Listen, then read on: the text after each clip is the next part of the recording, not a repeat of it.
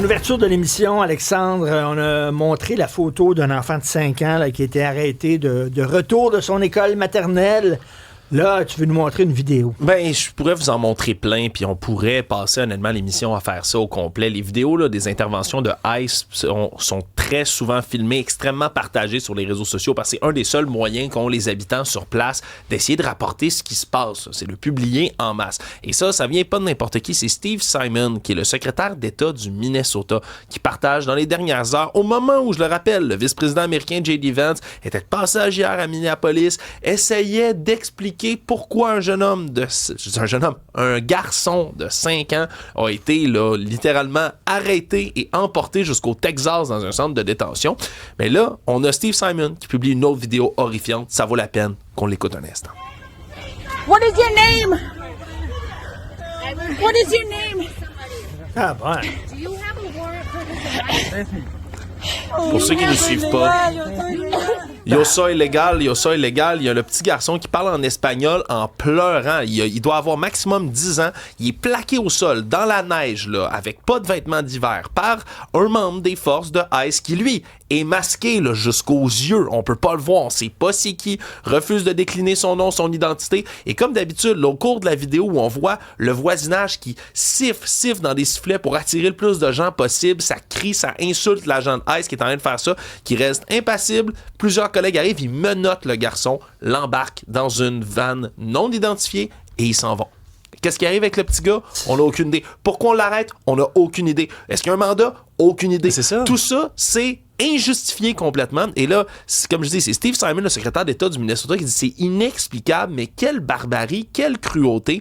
Et tout ça est en train de provoquer un mouvement massif. En fin de semaine, on prévoit qu'il y ait minimum 20 000 personnes qui marchent dans les rues de Minneapolis. Ils vont se rassembler d'ailleurs là, dans, je connais pas le nom du stade, où se tiennent les matchs de NBA à Minneapolis, où on va faire une grande démonstration. Les commerces sont prévus de fermer en masse du côté du Minnesota pour essayer de protester durant la fin de semaine. Et le truc, c'est que ça devient de plus en plus inquiétant aussi parce que ICE, les agents de l'immigration, semblent avoir trouvé une espèce de nouveau moyen, eux autres, de riposter ou de punir les manifestants qui sont sur place. J'ai une deuxième vidéo à vous faire montrer, celle-là beaucoup plus courte, dans laquelle on va entendre une altercation qui se passe entre une manifestante et un agent de ICE. Je vous traduis par la suite. It's not illegal to record. Exactly. Yeah. That's what we're doing. Yeah. Why are you taking my information down? Because we have a nice little database. Oh, good. And now you're considered a domestic terrorist. So We're videotaping you? Et elle est en train de filmer, comme la plupart des gens font, les agents de ICE en plein milieu de leur intervention, puis lui dit « Tu me donnes toutes tes infos, tu me dis ton nom. » Elle dit « Non, je dis pas ça. » Il dit « Ben regarde, moi je te filme aussi, tu vas te ramasser dans une belle base de données. » Elle dit « Une base de données? » Il dit « Ouais, maintenant tu vas être fiché comme une terroriste domestique. » Là, elle part à rire sarcastiquement. Pourquoi? Pour t'avoir filmé? Puis le gars, il sourit, puis il s'en va. Alors, semble-t-il qu'on est en train de créer une base de données, selon plusieurs sources, aux États-Unis du côté du ICE pour être capable d'identifier les gens qui viennent les filmer. Et j'ajouterai un petit détail, Richard, parce que tu sais à quel point, moi, c'est un dada pour moi d'étudier l'extrême droite, d'étudier certaines mouvances complotistes, méfiantes de l'État.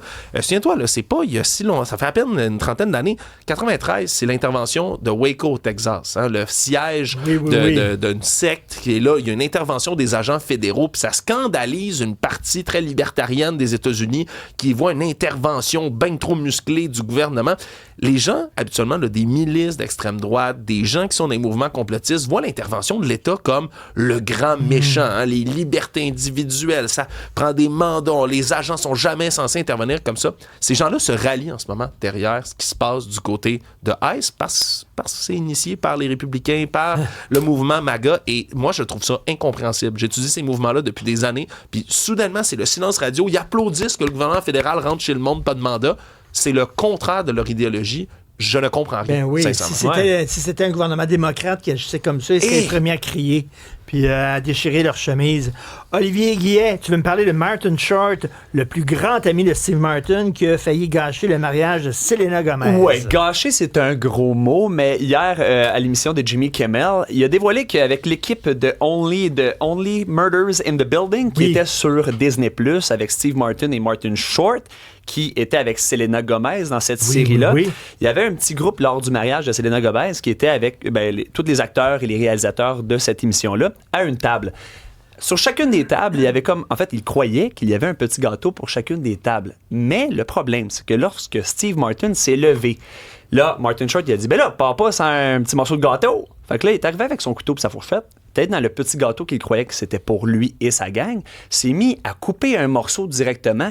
Mais là, toute la table a dit, qu'est-ce que tu fais là? C'était le gâteau de mariage officiel de Selena Gomez. Et là, il s'est mis à comme tout leur placer avec sa fourchette, tu sais, tapoté, on va dire. Mais là, Steve Martin aussi était crampé. Finalement, on apprend, c'est pas gâché, là, mais ça s'est replacé parce que le pâtissier est arrivé sur place et s'est mis à faire des opérations sur le gâteau. Rien de moins. OK, je pensais que c'était la bague de mariage qui était dans le gâteau, cachée dans le gâteau, là, qui était en train de... Non, malheureusement. Merci beaucoup, Olivier Guillet. Pour d'autres nouvelles du genre, allez sur le site et l'application cube.ca.